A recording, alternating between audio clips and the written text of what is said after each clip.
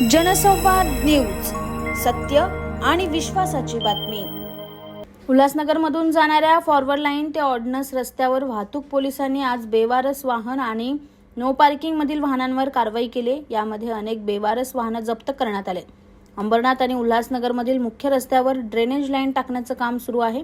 त्यासाठी एकतर्फी वाहतूक बंद करण्यात आली। त्यामुळे या ठिकाणी मोठ्या प्रमाणात वाहतूक कोंडी होत असते।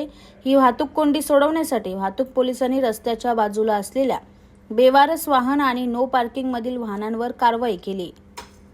या ठिकाणी जे आहे भूमिगत गटारीचं काम पलीकडच्या बाजूला चालू आहे आणि या बाजूने दोन्ही साईडची ट्रॅफिक जी आहे एकाच बाजूने आपण चालू केलेली आहे। तर या बाजूला जे आहे ऑर्डिनन्स फॅक्टरीची जी भिंत आहे त्याला लागून बरेचसे वाहनं असे अनधिकृत पार्किंग केले जातात आणि त्याच्यामुळं या ठिकाणी वाहतूक कोंडी होत असते। आम्ही सतत 2-3 दिवसापासून इथं लोकांना सांगतोय की या गाड्या काढून घ्या।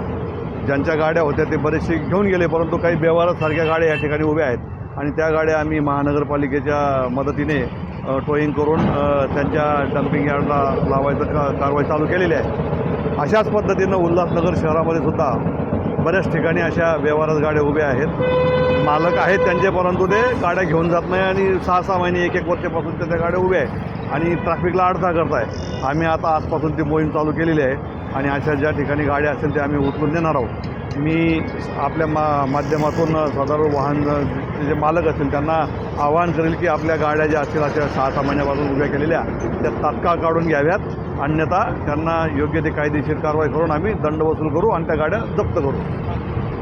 जनसंवाद न्यूज, सत्य आणि विश्वासाची बातमी। आजच सबस्क्राइब करून बेल आयकॉनला क्लिक करा आणि पहा ताज्या घडामोडींचा अचूक अंदाज आपल्या मोबाईलवर।